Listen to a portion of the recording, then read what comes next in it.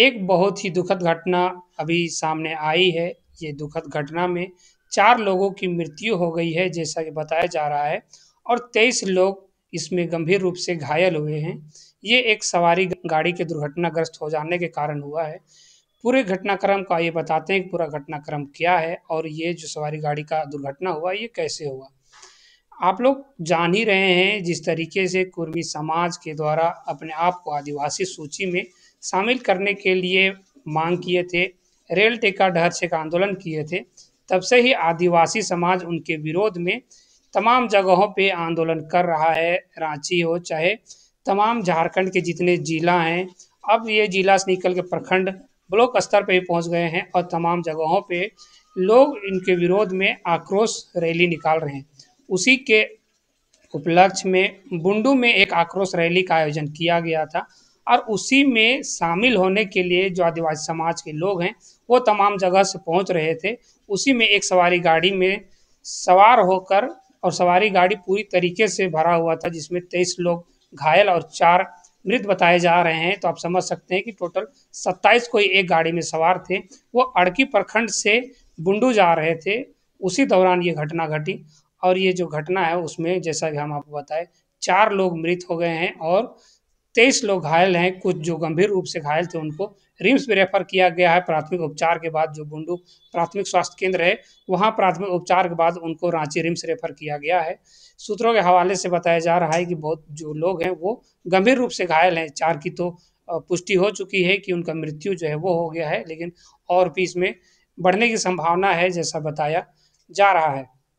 ये घटनाक्रम समझाते कि ये घटना आखिर घटा कैसे। ये घटना जो है वो आजकल जो गाड़ी चालक हैं वो तेज़ से चलते हैं और जब अपने आगे चलने वाली जो गाड़ी है उसको ओवरटेक करने का कोशिश करते हैं और यही कारण बना इस दुर्घटना का। आगे जब ये सवारी गाड़ी जा रही थी इसके आगे एक बस था, बस को हॉर्न दिया गाड़ी ने और बस इंडिकेटर भी नहीं दिया था कि वो पास करे, ओवरटेक करे, लेकिन जो सवारी गाड़ी का चालक था वो ओवरटेक कर रहा था। ओवरटेक करने के बाद जब आगे से गाड़ी आ गया, आगे से गाड़ी आने के कारण वो हो सकता है कि ब्रेक लगाया होगा तो पीछे से जो बस था वो गाड़ी को धक्का दे दिया और गाड़ी जो है सवारी गाड़ी जो है वो पलट गया और पलटने के बाद वहाँ पर चीख पुकार मच गया जिसमें 4 लोग मृत हो गए और 23 लोग गंभीर रूप से घायल हैं जिनको रिम्स रेफर किया गया है।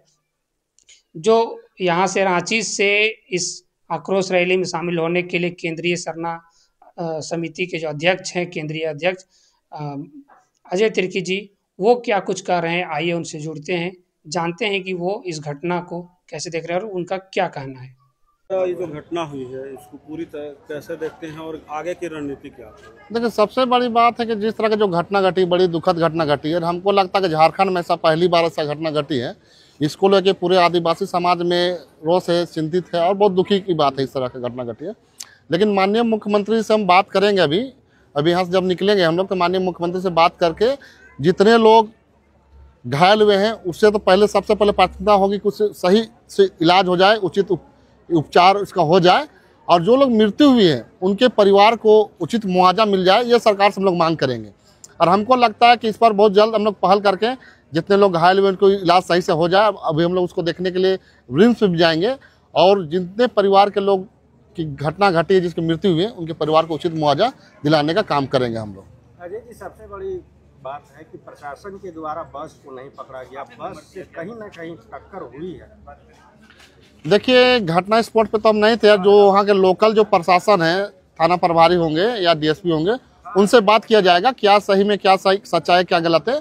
लेकिन जहाँ तक हम लोग अभी वहीं स्पॉट से ही आ रहे हैं, वहाँ पर गाड़ी ले गई है गाड़ी का चक्का ब्लास्ट हुआ है हम लोग जहाँ तक देखे हैं। और चक्का ब्लास्ट के दरमियान में उसमें बस वाला की क्या गलती था नहीं था वो देखने और जाँच करने का विषय है। अगर एक्चुअली में अगर उनकी गलती होगी तो उसे किसी भी कीमत में बख्शा नहीं जाएगा। घंटों बस खड़ी थी, मीडिया के जाने तक भी बस खड़ी थी और बस को बाद में छोड़ा गया। सस्पेंस तो कुछ है। देखिए, मैंने कहा ना, जब तक जांच किसी पे नहीं हो जाती किसी का दोष आरोपण करना ये गलत होगा। इसलिए मैं जिला वहाँ के लोकल थाना प्रभारी से बात करके ये कहूँगा कि आप निष्पक्ष रूप से जांच कीजिए और जो दोषीवार है उसके ऊपर में कानूनी कार्रवाई होनी चाहिए। जिस तरह की सर घटना हुई है कैसे देखते हैं और इनके परिजनों को क्या? अब देखिए, ये घटना बहुत ही दुखद घटना है। और यह रैली में शामिल होने के लिए ये लोग आ रहे थे। ये अड़की प्रखंड का गिरिध बीडी गांव है, वहाँ से लोग आए थे सवारी गाड़ी में सवार होकर के, और गोसाइडी के आसपास यह घटना घट गई।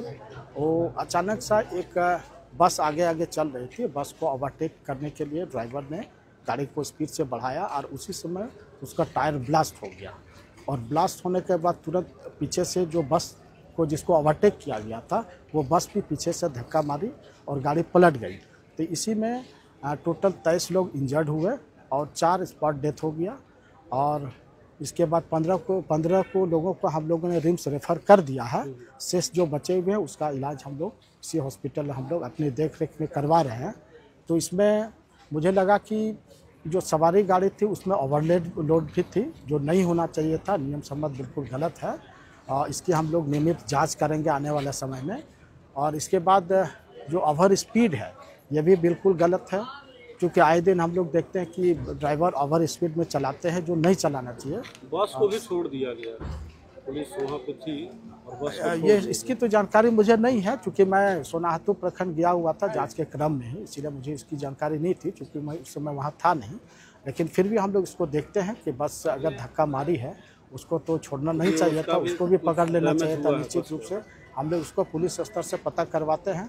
अगर वैसा है, नंबर नोट किए होंगे, निश्चित रूप से उस पर भी हम लोग कानूनी कार्रवाई करेंगे। कितने लोग की मौत हुई? टोटल 4 लोगों की डेथ हो गई है और इसके बाद 23 लोग इंजर्ड हैं और 15 को हम लोगों ने रिम्स रेफर कर दिया। तो सरकार की तरफ से जो आपदा जो भी मुआवजा का प्रावधान है, हम लोग चाहेंगे कि उनके जो परिजन हैं उनको जो सरकार की तरफ से जो प्रावधान है वो प्रावधान के तहत मुआवजा हम लोग दिलाने का पूरा प्रयास करेंगे।